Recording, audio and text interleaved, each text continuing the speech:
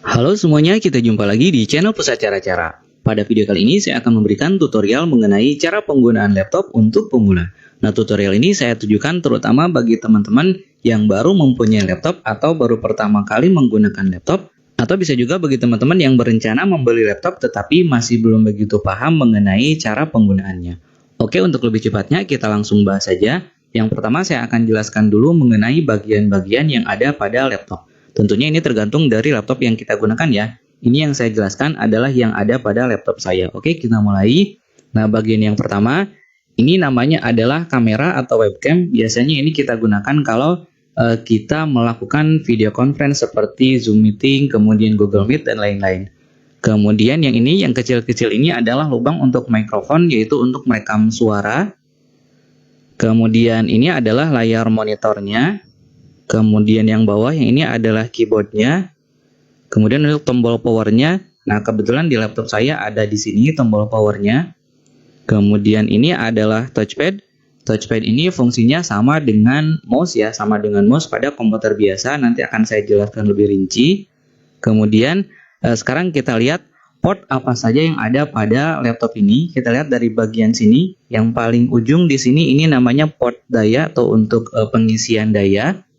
Kemudian ini kita coba masukkan saja chargernya. Nah, kemudian yang ini adalah port LAN. Port LAN ini kita gunakan untuk menghubungkan laptop kita dengan jaringan LAN yang menggunakan kabel. Nanti konektornya berbentuk seperti ini, konektor RJ45. Nah, tinggal nanti kita tancapkan ke sini, gitu ya. Kemudian port yang berikutnya ini adalah port VGA. Port VGA ini digunakan untuk memproyeksikan laptop kita ke layar atau ke LCD proyektor yang menggunakan media atau port VGA. Nah, kemudian port berikutnya adalah port HDMI. Port HDMI ini hampir sama dengan port VGA, yaitu fungsinya adalah untuk memproyeksikan tampilan dari laptop kita ke LCD proyektor agar bisa dilihat di layar proyektor. Tetapi bedanya, kalau VGA hanya bisa mentransfer videonya saja atau tampilannya saja, tapi kalau HDMI bisa juga dengan mentransfer suaranya. Berikutnya ada port USB yang standar. Nah, ini bisa digunakan untuk berbagai macam alat, contoh untuk flash disk, bisa juga untuk kamera digital, bisa juga untuk keyboard, mouse, bisa juga untuk printer dan seterusnya, gitu ya. Kemudian yang ini adalah USB tipe C. Kemudian yang ini biasanya digunakan untuk pengamanan ketika laptop ini dipampang di etalase dan lain-lain, gitu ya. Kemudian kita lihat untuk bagian sebelah kanannya, yang ini adalah DVD drive, DVD RW drive untuk membaca dan menulis ke DVD. Untuk membukanya cukup tekan tombol ini, nanti terbuka seperti ini, kita tarik keluar seperti ini. Untuk memasukkannya kembali tinggal kita tekan manual. Oke, berikutnya ada lagi port USB, satu lagi di sebelah kanan di sini.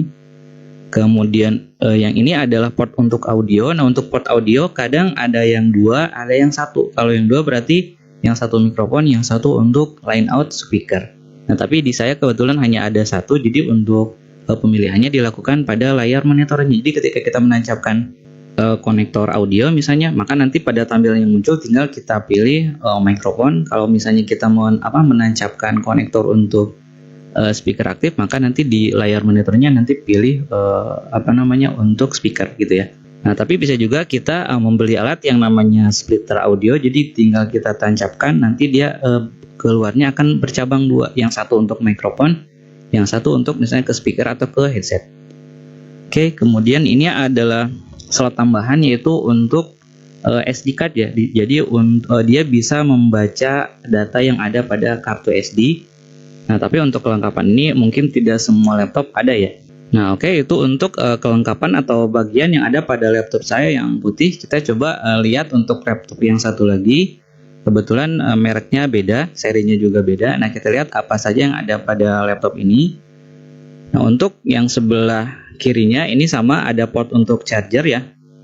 Kemudian port USB, kemudian port HDMI. Jadi di sini tidak ada port VGA. Sehingga untuk proyeksi layarnya hanya bisa menggunakan port HDMI saja. Kemudian ini adalah port USB tipe C, yang ini adalah port audio. Kita lihat satunya lagi, sisi satunya lagi. Nah, ini Nah, tombol powernya ada di sini ya. Ini tombol powernya, tapi kalau di laptop saya yang tadi ini ada di sudut sini ya. Oke. Kemudian, nah untuk portnya ini ada port LAN, kemudian ada port USB, kemudian ini adalah untuk pengamanan sama seperti yang tadi di laptop yang putih yang ada di sini, gitu ya. Nah untuk yang ini kebetulan tidak ada DVD drive ya. Kalau yang tadi yang putih ada DVD drive-nya. Oke, jadi kurang lebih itulah bagian-bagian yang ada pada laptop. Jadi intinya ini tergantung dari laptop yang kita gunakan. Untuk webcamnya di sini ada di sini. Nah, ini untuk kamera atau ikonnya ada di sini. Ini kebetulan masih baru, jadi masih tertutup. Ini bisa kita buang. Nah, ini adalah kameranya dan ini mikrofonnya, gitu ya. Oke, itu untuk bagian-bagian yang ada pada laptop. Kemudian berikutnya saya akan jelaskan mengenai bagaimana caranya untuk menyalakan dan mematikan laptop. Untuk menyalakan laptop cukup kita tekan tombol power yang ada pada laptop. Kebetulan di sini posisinya ada di sudut kanan atas. Cukup kita tekan 1 kali.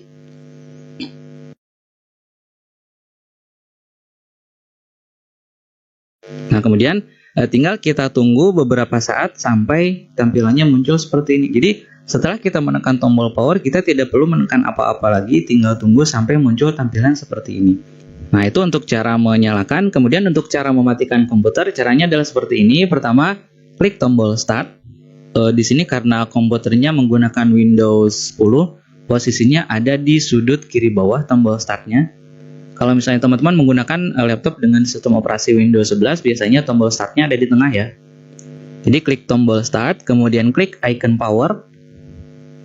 Maka nanti akan muncul 3 buah menu. Nah, yaitu menunya adalah ada sleep, ada shutdown, ada restart. Nah, untuk mematikan komputer, kita harus memilih menu shutdown. Kita coba klik shutdown. Jadi setelah kita klik start, kemudian power, kemudian shutdown, tinggal tunggu sampai komputernya mati. Nah, udah seperti itu. Jadi tidak perlu menekan tombol apa-apa lagi. Oke, itu untuk mematikan komputer. Sekarang kita coba nyalakan lagi. Nah, kemudian berikutnya tadi kan pada menu power itu ada 3 menu ya, ada sleep, ada shutdown, ada restart. Nah, untuk restart itu berarti ketika kita menekan restart, nanti si laptop akan mati, kemudian dia akan nyala kembali. Jadi menghidupkan ulang ya, jadi mematikan dan menghidupkan ulang, sama seperti di handphone. Selanjutnya, nah satu lagi ada menu yang namanya sleep. Jadi menu sleep ini adalah menu atau mode tidur di mana komputer seolah-olah kita matikan, padahal sebetulnya komputernya nyala ya. Jadi tujuannya adalah agar kita bisa menghemat penggunaan listrik ketika laptopnya tidak kita gunakan. Contoh misalnya kita sedang bekerja menggunakan atau membuat 5 buah file dalam file yang berbeda. Kemudian kita akan keluar sebentar beberapa menit atau beberapa jam. Tetapi kita nanti ingin agar ketika kita kembali kita tidak perlu ribet lagi untuk membuka 5 file tersebut gitu ya. Nah, maka sebaiknya kita pilih sleep. Kita coba ya. Kita coba sleep. Nah, nanti si komputer atau laptop seolah-olah akan mati gitu ya. Padahal sebetulnya ini hidup ya, tetapi dia mengkonsumsi daya yang sangat kecil. Kemudian ketika kita akan kembali menggunakan atau menyalakan laptop ini, cukup kita tekan tombol apa saja. Contoh di sini saya tekan sembarang tombol ya. Nah, nanti dia akan muncul kembali.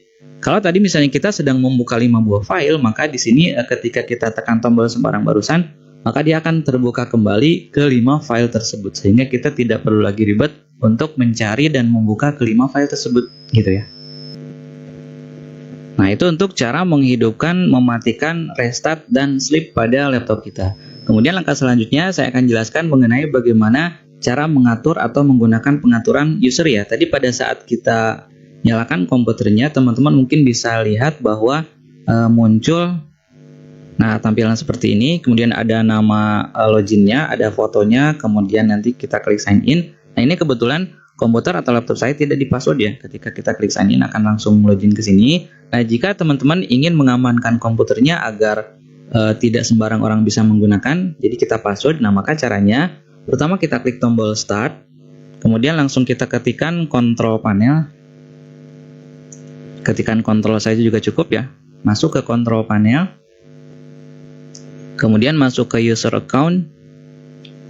Kemudian masuk lagi ke user account. Nah, kemudian di sini kan nama user yang ada pada komputer saya baru 1 dan kita misalnya ingin mengganti membuat passwordnya ya. Maka caranya masuk ke manage another account, kemudian kita klik nama akun yang akan kita password. Nah, untuk mengganti nama usernya, ini kan namanya PCC. Kalau kita mau ganti, tinggal kita klik change the account name, kemudian ketikkan namanya, lalu change name. Ini tidak akan saya gunakan. Kemudian, nah sekarang ini kan ingin saya passwordnya, maka kita klik create a password. Nah, di sini kita ketikkan passwordnya, misalnya 123. Kemudian ketikkan lagi di bawah 123. Harus sama ya. Kemudian yang ini yang bawah ini bisa kita isi, bisa tidak. Ini hanya sebagai peringatan saja jika nanti pengetikan passwordnya salah. Jadi misalnya jika nanti kita login kemudian passwordnya salah, akan memunculkan peringatan misalnya password salah. Ini boleh diisi, boleh tidak ya. Kalau sudah, kita klik create password. Oke, kemudian kita tutup. Kita coba ya. Lalu kita logout start, kemudian klik logo namanya, kemudian sign out. Tampil lagi seperti ini, lalu kita klik. Nah, maka nanti untuk menggunakan komputer ini dia akan meminta password. Kalau passwordnya kita ketikkannya salah, kita enter. Nah, kita lihat tadi kan kita menambahkan hint ya, password salah, gitu ya. Jadi munculnya di sini. Oke, kita masukkan passwordnya 123, enter, dia akan masuk.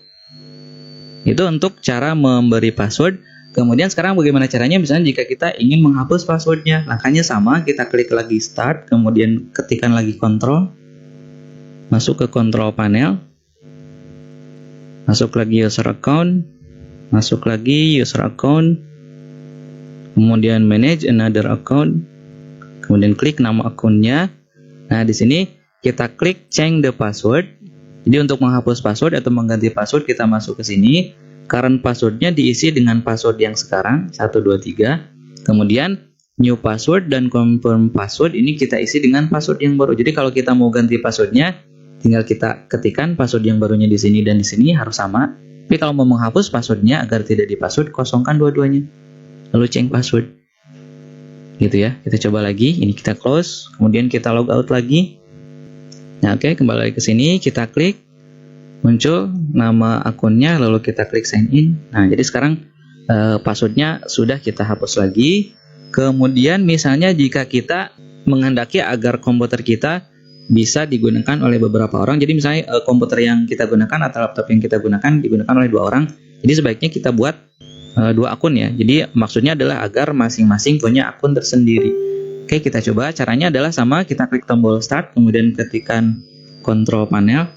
Kontrol saja, kemudian klik control panel, kemudian user account lagi, kemudian user account lagi, kemudian klik manage another account. Nah, kemudian di sini kita klik add a new user in PC setting. Kita klik, kemudian kita klik tambah. Nah, di sini kita tinggal masukkan namanya, misalnya user 2. User 2, passwordnya kalau mau dikasih password silahkan masukkan. Kalau tidak, kosongkan. Kita klik next. Oke, kemudian close. Kemudian ini kita close. Kemudian coba kita log out lagi. Ambil lagi ini, kemudian kita klik. Nah, sekarang kita coba lihat di bagian bawah. Di sini kita bisa melihat ada user yang baru, ada PCC, ada user 2. Jadi kalau kita mau login dengan user 2, berarti kita klik yang ini, user 2. Lalu klik sign in. Nah, gitu ya. Ini karena kebetulan nama usernya baru, berarti nanti muncul lagi tampilan seperti ini, seperti halnya kita pada saat baru menginstal sistem operasinya ya. Oke, tampilannya sudah masuk. Kita kembali lagi, sign out lagi. Sekarang kita akan menghapus user 2 ini. Jadi kita sign out dari user 2, kemudian login ke nama yang tadi, PCC. Sign in. Kemudian untuk menghapus user, klik lagi tombol start, ketikkan lagi control, masuk ke control panel, user account, kemudian manage another account.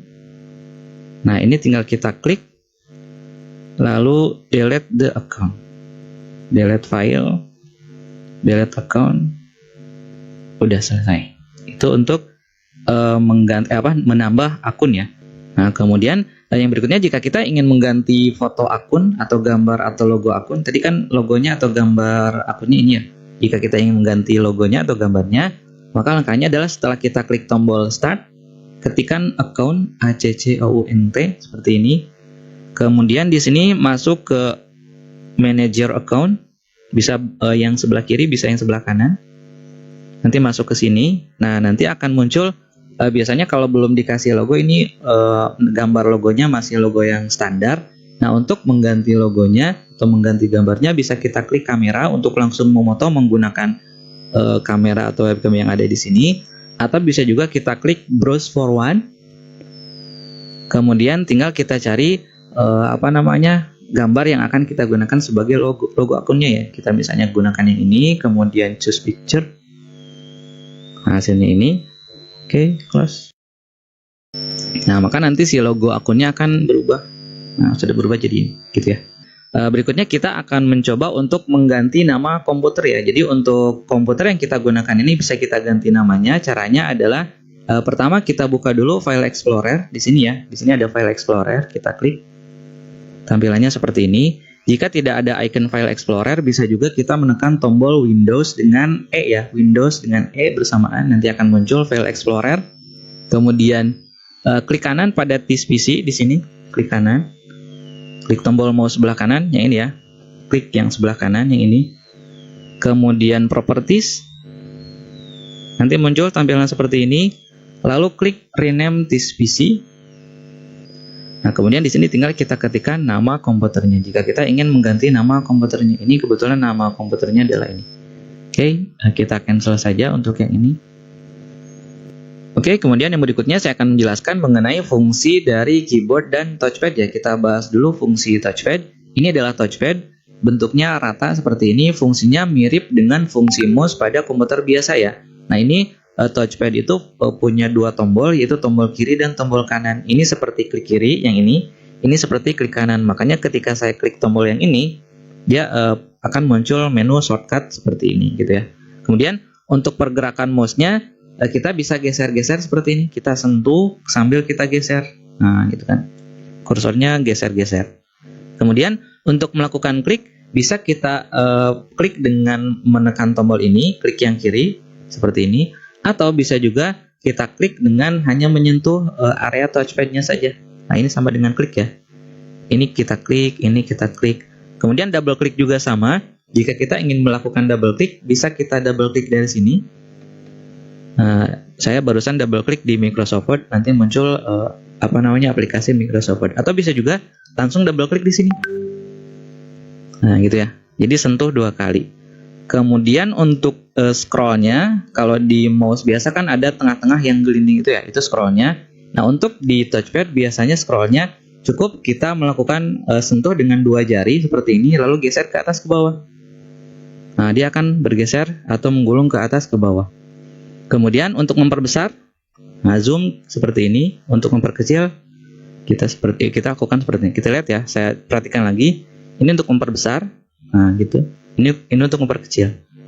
Ini menggulung ke atas, ini menggulung ke bawah. Kemudian untuk menggulung ke kiri ke kanan berarti kita sama masih tekan sentuh dengan dua jari lalu geser ke kiri ke kanan. Gitu ya, itu cara penggunaan touchpad. Kemudian berikutnya cara penggunaan keyboard. Jadi untuk menggunakan keyboard sebetulnya sama saja dengan keyboard yang ada pada handphone ya. Jadi untuk mengetik huruf biasa atau huruf kecil cukup kita tekan saja huruf-hurufnya sesuai dengan kebutuhan. Nah, jika kita ingin mengetik huruf kapital, maka caranya adalah pertama tekan dulu caps lock satu kali. Biasanya pada laptop akan muncul atau akan nyala indikator caps lock ya, yang menandakan bahwa caps lock-nya aktif, tapi pada laptop saya kebetulan tidak ada indikator caps lock. Jadi tekan tombol caps lock satu kali lalu kita ketik. Nah, itu akan kapital. Untuk mengembalikannya lagi, tinggal tekan caps lock satu kali lagi sampai indikator caps lock-nya mati, maka hurufnya akan kembali huruf kecil, gitu ya. Kemudian ini adalah spasi untuk memisahkan kata dengan kata. Kemudian untuk tombol CTRL, tombol ALT di sebelah kiri ada ya. CTRL, Shift, ALT di sebelah kiri ada, di sebelah kanan juga ada. ALT, CTRL, Shift. Ini fungsinya yang kiri dan kanan sama. Tapi ini akan berfungsi jika kita gabungkan dengan penggunaan tombol lain. Untuk yang penjelasan CTRL, ALT, dan lain-lain, itu lebih rincinya akan saya jelaskan pada video yang lain. Karena kalau dibahas di sini akan terlalu panjang ya. Kemudian, tadi selain dengan menggunakan caps lock, untuk mengetik huruf kapital, bisa juga kita menggunakan tombol shift. Jadi, misalnya kita ingin menekan atau mengetik huruf A kapital, cukup kita tekan tombol shift, jangan dilepas. Sambil terus menekan tombol shift, kita tekan huruf A. Nah, nanti akan muncul huruf A kapital, gitu seterusnya. Oke, kemudian untuk tombol yang ini namanya tombol Windows. Kalau kita tekan, dia efeknya sama seperti kita menekan tombol start pada ini ya, di sudut kiri bawah. Untuk mengembalikannya kembali, tekan lagi satu kali. Kemudian yang ini namanya tombol shortcut, sama seperti kita klik kanan ya. Contoh saya tekan klik kanan di sini. Ini kan muncul menu ini ya. Sekarang kita coba tekan tombol ini. Ini kan sama ya. Jadi ini tombol shortcut. Kemudian kalau kita lihat di sini ada beberapa tombol yang ada dua karakter di dalamnya. Contoh ini untuk angka 1 dengan tanda seru, kemudian angka 2 dengan add, angka 3 dengan pagar, dan seterusnya.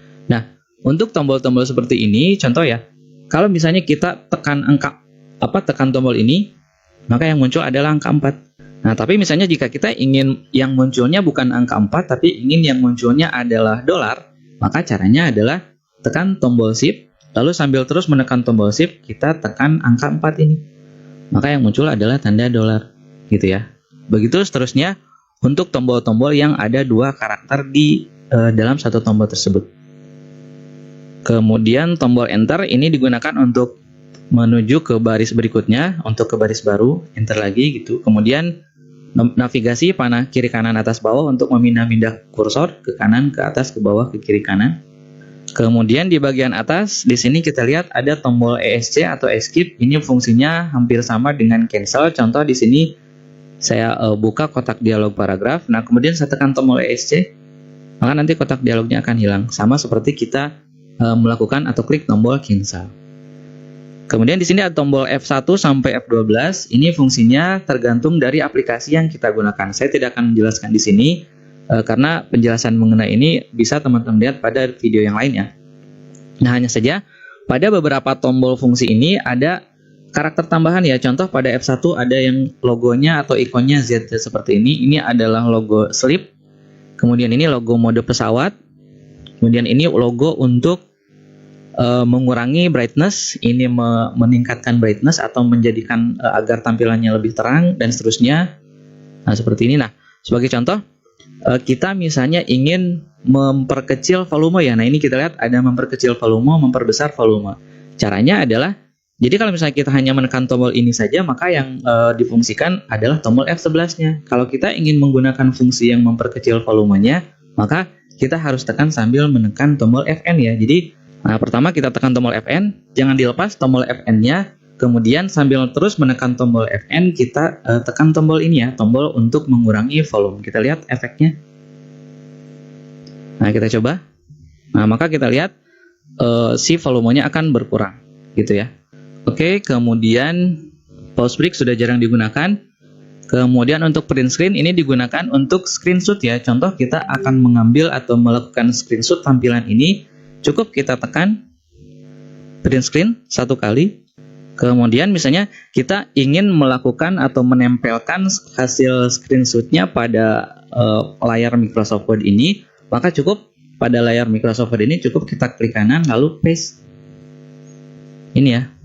Nah, maka nanti akan muncul hasil screenshotnya. Nah, atau bisa juga jika teman-teman ingin menyimpannya ke dalam bentuk file, maka setelah tadi tekan tombol print screen, lalu klik tombol start, lalu ketikkan Paint. Nah, nanti akan muncul aplikasi Paint. Kita klik, kemudian pada keyboard cukup tekan Ctrl V ya, tekan tombol CTRL, jangan dilepas, lalu sambil menekan CTRL klik tombol V. Nanti akan muncul hasil screenshotnya di sini, lalu kita simpan, file, lalu save as, kemudian kita kasih namanya misalnya SS1.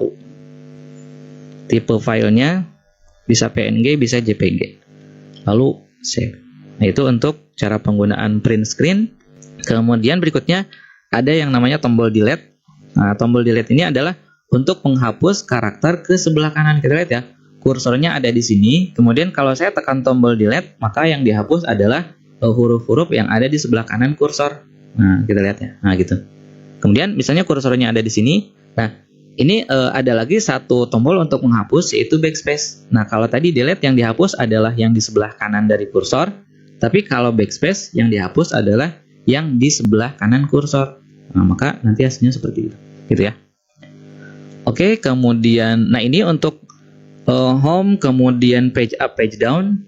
Nah, untuk tombol home digunakan untuk kembali ke awal baris. Saya tekan tombol home, nah dia akan kembali ke awal baris.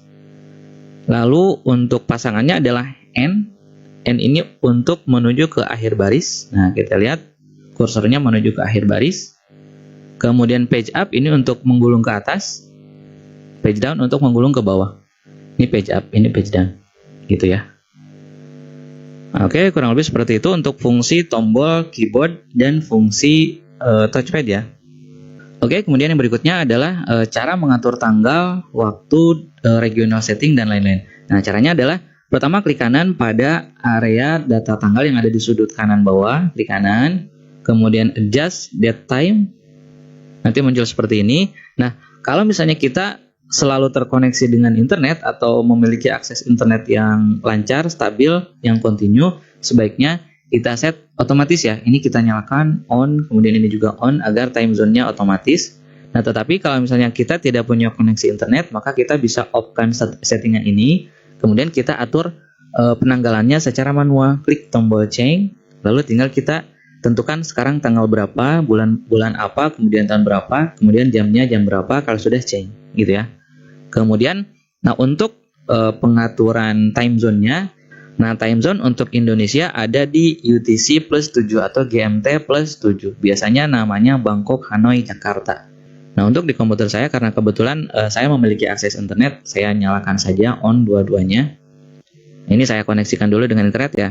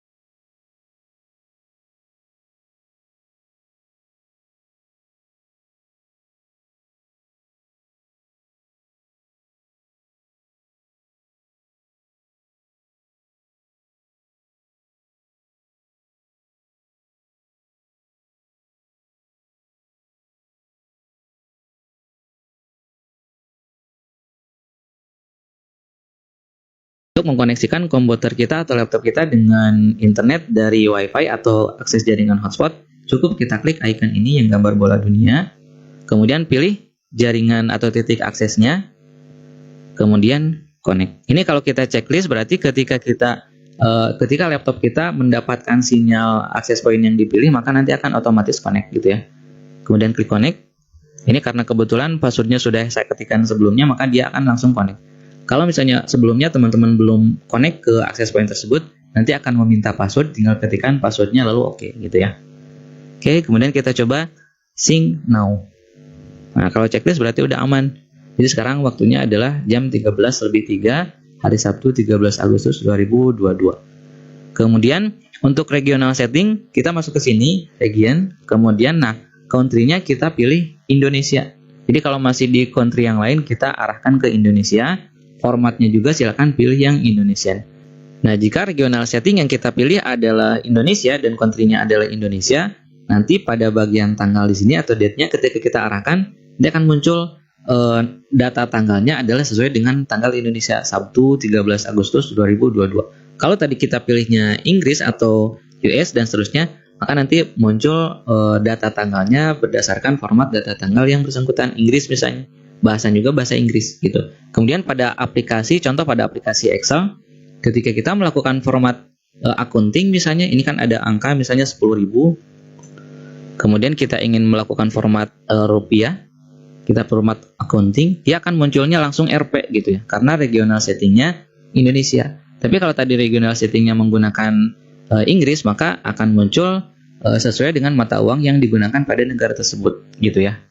Kemudian pada rumusnya juga akan berbeda ketika kita menggunakan regional setting Indonesia, misalnya kita pilih atau gunakan rumus VLOOKUP. Nah, nanti si pemisah parameternya akan harus menggunakan titik koma kalau menggunakan regional setting Indonesia. Tapi kalau selain Indonesia, biasanya di sini menggunakan koma pemisahnya, gitu ya. Kemudian langkah berikutnya adalah cara mengganti background ya. Nah, untuk mengganti background caranya klik kanan pada area background, kemudian personalize. Kemudian di sini tinggal kita pilih mau background yang mana yang akan kita gunakan. Misalnya kita pilih yang ini, maka secara otomatis nanti si backgroundnya akan berubah. Atau misalnya jika kita punya foto-foto untuk dijadikan background, bisa kita klik browse. Kemudian kita pilih foto yang akan kita gunakan sebagai backgroundnya, gitu ya. Oke, itu untuk background. Kemudian yang berikutnya adalah mengatur resolusi. Nah, untuk mengatur resolusi, caranya klik kanan lagi pada area desktop, kemudian display setting. Kemudian kita pilih ini ya, scale and layout. Di sini kita pilih 100% saja. Kemudian untuk resolusinya ada di sini. Nah, saya sarankan untuk memilih resolusi yang ada tulisan recommended-nya agar resolusi yang digunakan menyesuaikan dengan kapasitas atau kemampuan maksimum dari layar monitornya gitu ya. Kemudian yang berikutnya yang biasanya sering kita gunakan adalah yang ini ya, power and sleep.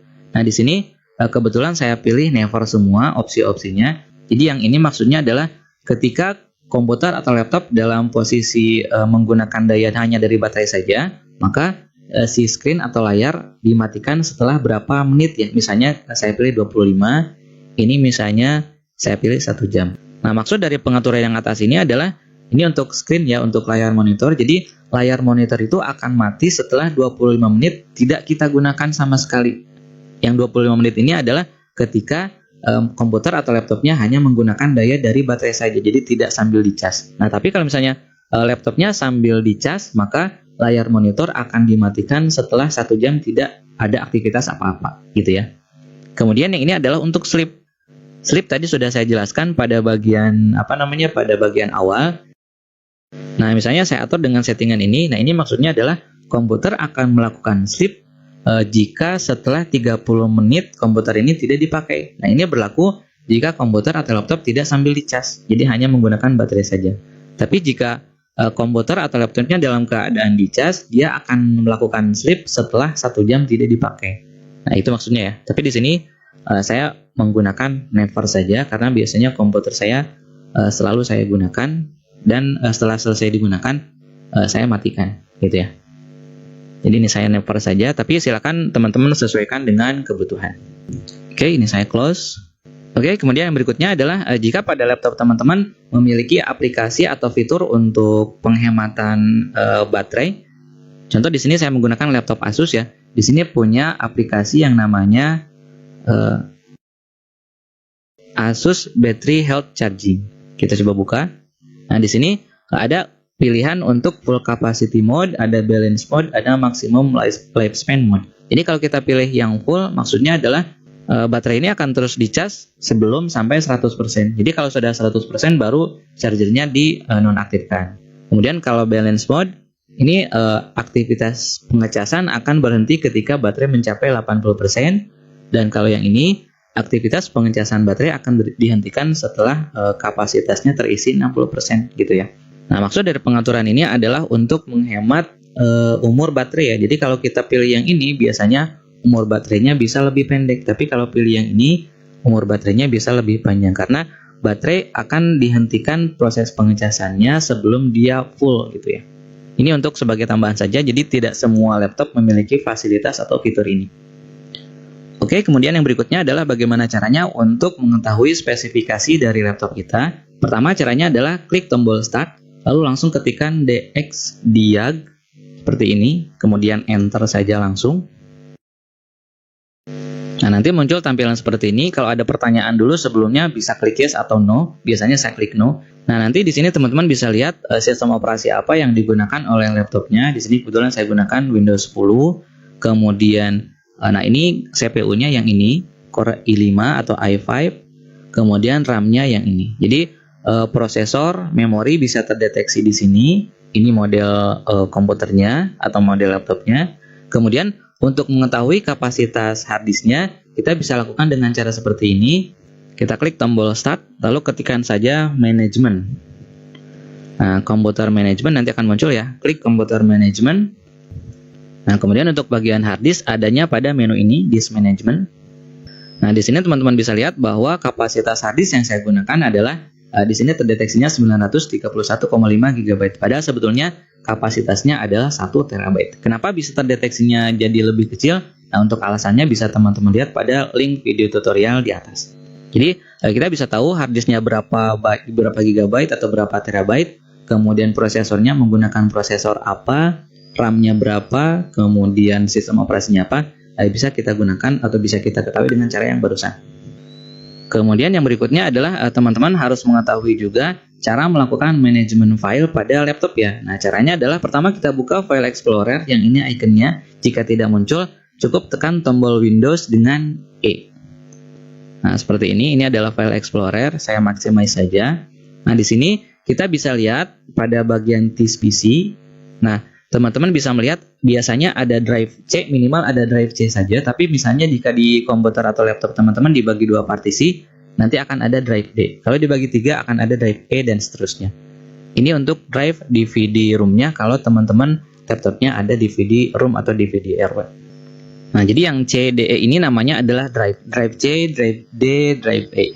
Ini adalah hard disk. Jadi tadi kan hard disknya sekitar 1 TB, dia dibagi 3. Yang ini 183 GB, yang ini 373, yang ini 373. Nah, dalam setiap drive ini drive itu kalau saya analogikan itu identik dengan ruang kelas lah gitu. Jadi ini ruang kelas 1, ruang kelas 2, ruang kelas 3. Di dalam satu ruang kelas, kita double klik, kita coba di dalam satu drive, itu nanti akan ada beberapa folder. Nah, folder ini mirip atau identik dengan lemari. Nanti di dalam lemari atau di dalam folder ini akan ada subfolder lagi, atau misalnya kalau dianalogikan di dalam lemari ada laci lagi, kemudian ada kotak lagi dan seterusnya, gitu ya. Jadi folder itu adalah tempat penyimpanan yang kecil-kecil ini. Untuk membuat folder, misalnya kita coba membuat folder yang baru, caranya di menu home klik new folder, kita membuat laci gitu, laci penyimpanan yang baru. Caranya tinggal klik new folder, lalu langsung kita ketik di sini, misalnya baru, lalu enter. Nah, untuk masuk ke dalam folder ini double klik. Gitu. Itu untuk cara membuat folder. Kemudian untuk mengganti nama folder, tinggal kita klik kanan pada nama folder yang akan kita ganti, lalu klik rename. Nah, misalnya kita kasih nama baru lagi, enter. Nah, itu untuk mengganti nama. Kemudian untuk menghapus folder, cukup kita klik nama folder yang akan dihapus, lalu pada keyboard tekan tombol delete. Nanti akan terhapus foldernya. Nah, kemudian untuk tampilannya, di sini kan tampilannya detail ya. Nah, untuk mengubah bentuk tampilannya, teman-teman bisa klik menu view, karena bentuk tampilannya macam-macam. Ada yang extra large seperti ini, jadi besar-besar, ada icon tambahannya. Ada large saja, jadi agak kecil dari extra large. Ada medium, ada small seperti ini, ada list, kemudian ada tile, ada content, kemudian kalau yang saya suka biasanya saya sering menggunakan details. Kalau details dia ada tanggal modifikasinya, ada tipenya, ada ukurannya dan seterusnya gitu ya. Nah, kemudian yang berikutnya misalnya jika kita sudah menyimpan atau membuat sebuah file, tetapi kita lupa menyimpannya pada folder apa, pada drive apa, nah sebaiknya kita gunakan fasilitas pencarian. Dengan catatan kita masih ingat nama filenya apa gitu ya. Misalnya kita mau mencari folder atau file yang namanya program semester. Jadi ketikkan saja di sini program semester. Lalu enter. Jika nanti ditemukan nama file atau nama folder program semester, nanti akan dimunculkan pada hasil pencariannya di sini. Nah, kita lihat muncul ya. Jadi dari beberapa hasil pencarian yang ada, silakan tinggal teman-teman buka atau pilih yang dirasa paling cocok. Misalnya kita pilih yang ini, jadi cukup double klik saja, nanti akan langsung terbuka aplikasi atau file yang kita maksud, gitu ya. Oke, kemudian yang berikutnya adalah bagaimana caranya jika kita ingin mengcopy atau memindahkan file dari flash disk ke komputer atau sebaliknya.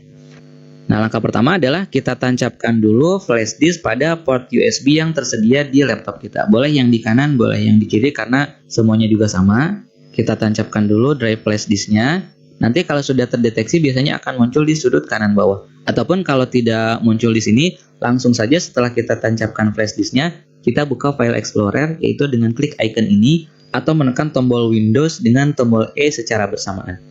Nah, seperti ini. Nanti akan muncul, nah seperti ini. Ini nama drive-nya ternyata terdeteksi di drive I ya. Jadi kan di TSPC kita lihat ada drive C, D, E, F. Nah, ternyata di sini terdeteksinya di drive I. Nah, sekarang saya akan coba untuk menjelaskan bagaimana caranya mengcopy data dari flash disk ke komputer ya. Jadi barusan sudah saya tancapkan flash disknya yaitu ini, kita klik flash disknya.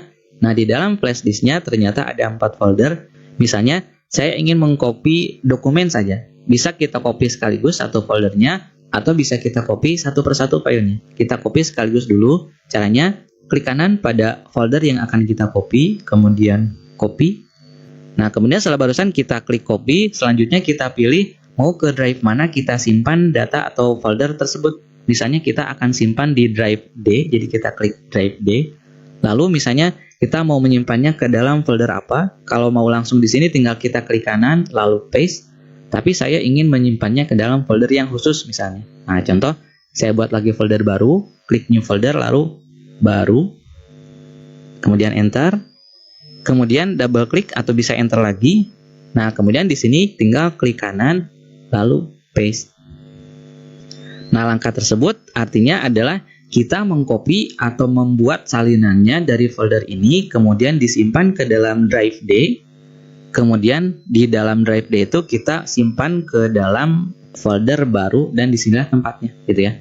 Jadi di dalam ruang kelas D, di dalam lemari baru kalau kita analogikan, gitu ya. Nah, itu untuk mengcopy dari flash disk ke komputer, mengcopy satu folder ya. Nah, sekarang kita coba mengcopy beberapa file atau isinya. Saya masuk ke data backup. Nah, untuk mengcopy beberapa file, caranya adalah pertama tekan dulu tombol CTRL pada komputer, pada laptop kita. Di keyboard ada tombol CTRL, silakan ditekan, jangan dilepaskan, terus ditekan. Lalu sambil terus menekan tombol CTRL, kita pilih filenya satu persatu. Misalnya yang ini kita klik, lalu yang ini, lalu yang ini. Sambil terus menekan CTRL ya, lalu yang ini. Jadi akan mengcopy 4 buah objek ya, ada 2 folder dan 2 file. Nah, setelah semua file dan foldernya kita pilih, kemudian lepaskan dulu tombol CTRL-nya, lalu klik kanan pada salah satu file atau folder yang diblok, lalu copy. Kemudian sama seperti tadi, tempatkan, tentukan lokasinya. Masukkan lagi ke D misalnya, masukkan lagi ke baru. Kemudian di sini kita buat lagi folder baru, kita klik new folder. Nah, di sini misalnya backup. Enter. Enter lagi untuk masuk ke folder, lalu klik kanan, paste. Nah, dengan cara seperti itu, maka nanti folder atau file yang tadi kita copy dari flash disk itu akan tersimpan ke sini. Ini tinggal kita tunggu sampai proses pengkopiannya selesai. Ini terlalu banyak ya, berarti saya cancel saja. Nah, itu untuk cara mengcopy dari flash disk ke komputer. Nah, sekarang bagaimana caranya kita ingin mengcopy dari komputer ke flash disk? Contoh misalnya pada komputer saya di drive D. Nah, misalnya punya video tutorial yang ini, cara cepat membuat daftar pustaka. Ini saya ingin kopikan ke flash disk ya. Nah, maka caranya tinggal klik kanan pada file tersebut, lalu copy, lalu masuk ke flash disk. Flash disk kan terdeteksinya di drive yang ini. Kemudian boleh kita langsung klik kanan di sini, lalu paste. Nah, seperti ini. Berarti nanti si file yang barusan kita copy akan langsung tersimpan di luar di sini. Kalau kita ingin mengkopinya ke dalam sebuah folder yang baru, maka kita klik dulu new folder. Nah, misalnya ini video baru misalnya. Nama foldernya video baru, lalu enter. Kemudian masuk ke dalam folder video baru. Nah, ini yang barusan yang hasil kopiannya sudah masuk. Nah, kita double klik, lalu langsung di sini klik kanan lagi, paste lagi. Nah, dengan cara seperti itu kita bisa mengcopy file yang tadi ke dalam folder yang namanya folder baru, gitu ya. Oke, ini saya cancel, saya batalkan. Nah, itu untuk cara mengcopy file dari komputer ke flash disk. Jadi tinggal kita klik kanan pada filenya, lalu kita pilih flash disk, drive flash disknya, lalu klik kanan, lalu paste, gitu ya. Itu untuk file. Untuk folder juga sama, jadi tinggal kita klik kanan pada filenya. Misalnya kita ingin mengcopy satu folder ini baru, tinggal kita klik kanan pada foldernya, lalu copy, lalu kita klik flash disknya, klik kanan, paste, gitu. Nah, maka nanti akan tercopy di sini, gitu ya. Nah, kemudian sekarang bagaimana caranya jika kita ingin memindahkan data dari folder ke folder, gitu ya. Kalau tadi kan mengcopy, kalau mengcopy berarti file yang aslinya ada, file yang baru juga ada. Sekarang misalnya kita ingin memindahkan, di sini kan ada folder baru, di sini ada folder dokumen. Nah, di sini saya ingin memindahkan file formulir pendaftaran, jangan ada di folder dokumen, tapi harusnya ada di luar folder dokumen, tapi di dalam folder yang baru. Ya. Caranya adalah klik kanan pada file yang akan kita pindahkan, kemudian cut, kemudian masuk ke folder yang akan kita gunakan untuk menyimpan, lalu klik kanan, lalu paste. Nah, maka yang ada di folder dokumen, formulir pendaftaran yang tadi akan hilang, karena sudah kita pindahkan ke sini. Jadi diambil dulu dari folder dokumen, lalu kita tempatkan di sini. Jadi cut itu semacam mengambil, paste itu menempelkan. Kalau copy berarti menggandakan. Copy itu menggandakan dulu, lalu kalau paste-nya adalah menempelkan atau menyimpannya di mana. Nah, kemudian kalau misalnya tadi kita ingin mengcopy semua data pada flash disk ke komputer, nah ini kan datanya banyak. Caranya adalah cukup tekan CTRL dengan A pada keyboard, tekan CTRL, jangan dilepas, lalu tekan A. Nah, maka nanti akan terpilih semuanya. Lalu klik kanan pada area atau pada salah satu file yang diblok, lalu copy. Nah, lalu tinggal kita paste-nya di mana? Misalnya di D lagi, di folder baru, lalu di sini tinggal kita klik kanan, paste, gitu ya. Pokoknya pasangannya copy dengan paste atau cut dengan paste. Nah, kemudian setelah kita selesai mengcopy data dari flash disk ke komputer atau sebaliknya dari komputer ke flash disk, langkah berikutnya adalah sebelum kita mencabut flash disknya, kita tutup dulu semua layar yang muncul. Apalagi jika ada file dari flash disk yang masih terbuka, kita tutup dulu semua aplikasinya. Ini kita tutup. Nah, kemudian langkah berikutnya adalah kita cari icon flash disk. Kalau tidak muncul di sini, klik pada tanda panahnya di sini. Lalu kita cari icon ini, Safely Remove Hardware, kita klik. Kemudian kita klik yang ini, Eject Trans Memory. Nah, kalau sudah hilang icon flash disknya, maka sekarang bisa kita cabut flash disknya. Kemudian langkah berikutnya adalah, nah misalnya teman-teman ingin memunculkan ikon aplikasi ke area desktop. Contoh di sini saya hapus dulu. Ini saya sortir dulu berdasarkan itemnya. Nah, di sini misalnya teman-teman ingin memunculkan icon Microsoft Word di area desktop. Nah, caranya adalah pertama klik tombol Start. Lalu ketikkan nama aplikasinya, misalnya Word saja ketikkan. Nah, nanti kan akan muncul. Di sini kebetulan Microsoft Word yang saya install ada Microsoft Word yang versi 365, ada yang Word 2010. Misalnya saya ingin menampilkan yang Word 2010 saja, kita klik tanda panahnya. Nah, kemudian kita klik kanan di sini, klik kanan. Nah, kemudian pada menu ini kita klik Open File Location. Nanti diarahkan ke File Explorer lagi. Lalu di sini tinggal kita klik kanan. Ini kan Microsoft Word ya. Klik kanan, Send to Desktop. Coba kita minimize. Nah, kita lihat hasilnya adalah ini. Ikonnya sudah muncul. Kemudian Excel juga sama. Boleh kita klik tombol Start, lalu ketikkan Excel. Nah, misalnya kita ingin menampilkan aplikasi Excel yang versi 365, klik kanan di sini, Open File Location.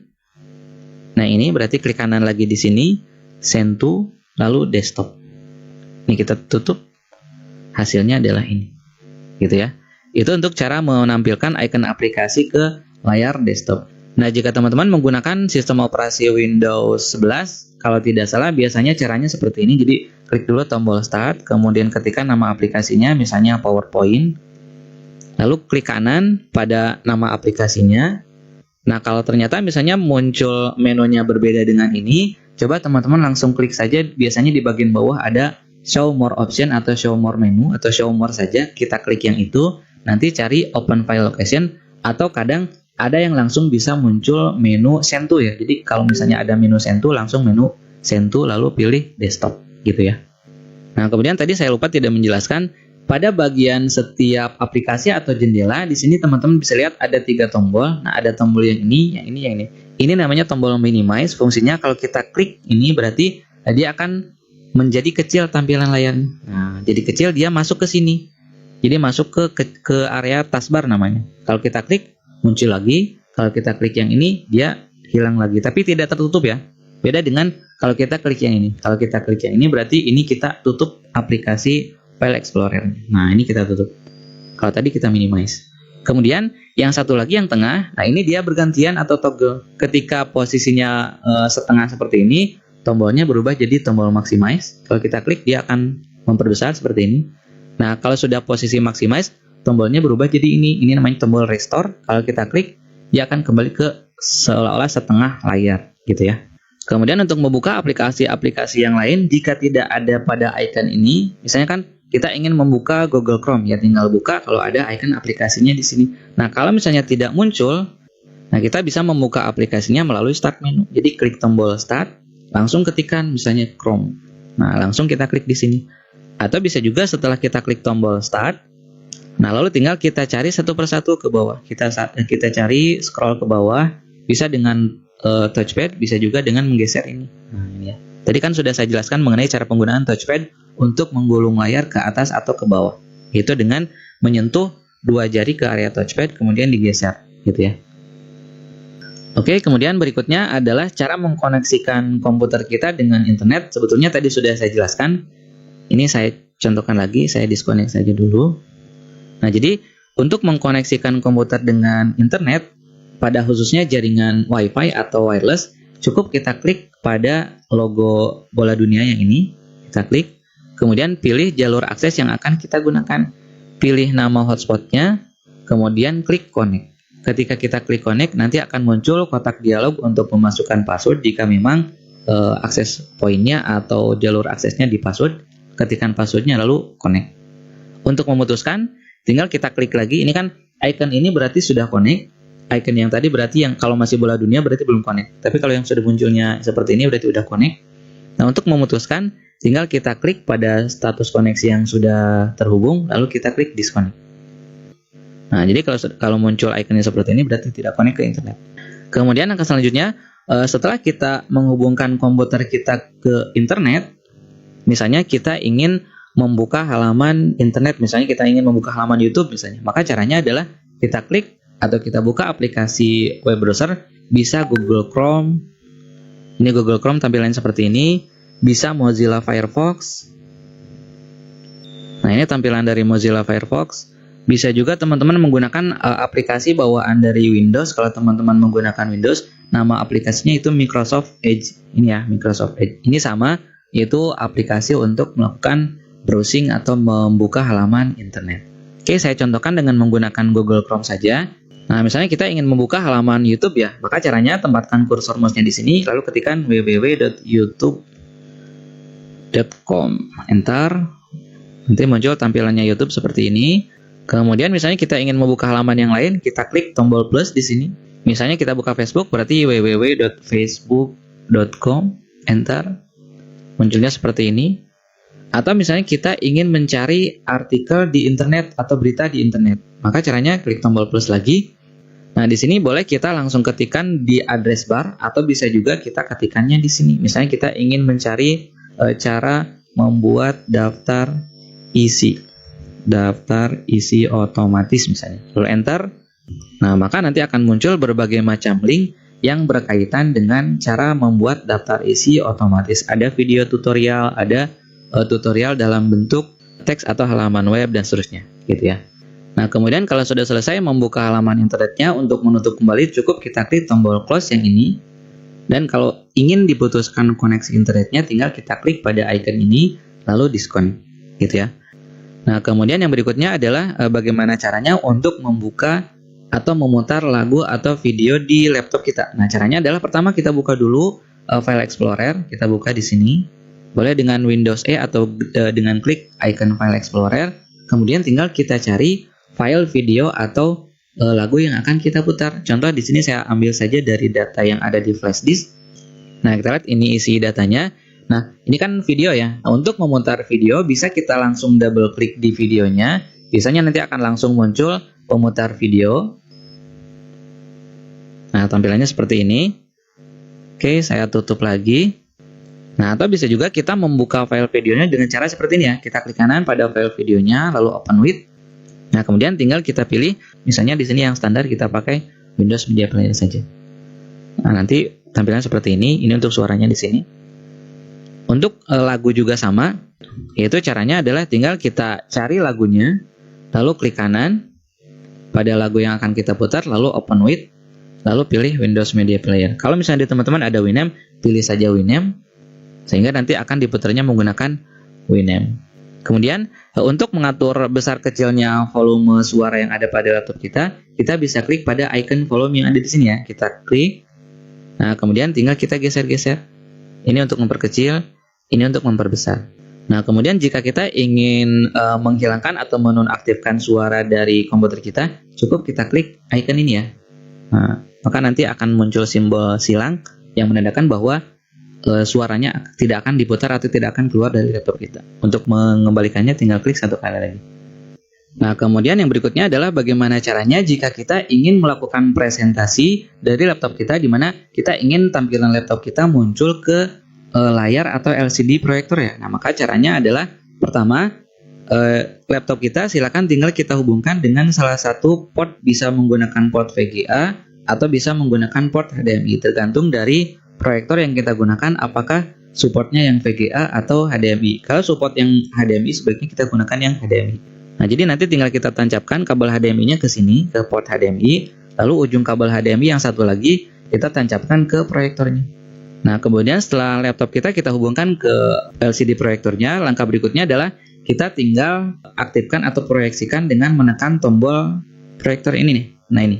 Kebetulan di laptop saya ikonnya bersatu dengan tombol F8. Jadi untuk mengaktifkan menu ini, mengaktifkan proyeksi layarnya, caranya adalah tekan tombol Fn, jangan dilepas tombol Fn-nya terus ditekan, sambil terus menekan tombol Fn, kita tekan tombol ini yang ada gambar atau icon ini. Nah, maka nanti akan muncul menunya di sebelah kanan, lalu kita pilih duplicate. Setelah itu nanti akan muncul tampilan layar laptop kita ke layar LCD proyektor yang sudah kita hubungkan.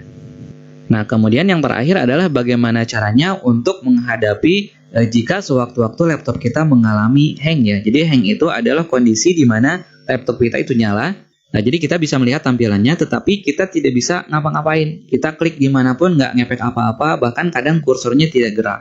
Kemudian keyboard juga tidak bisa berfungsi. Nah, jika kita mengalami situasi seperti itu, yang pertama harus kita coba alternatif atau solusinya adalah teman-teman silakan pada keyboard tekan tombol CTRL, ALT terus tekan ya. Jadi CTRL ditekan, ALT juga ditekan, jangan dilepas. Lalu sambil menekan CTRL dan ALT kita tekan tombol delete. Cukup satu kali atau mungkin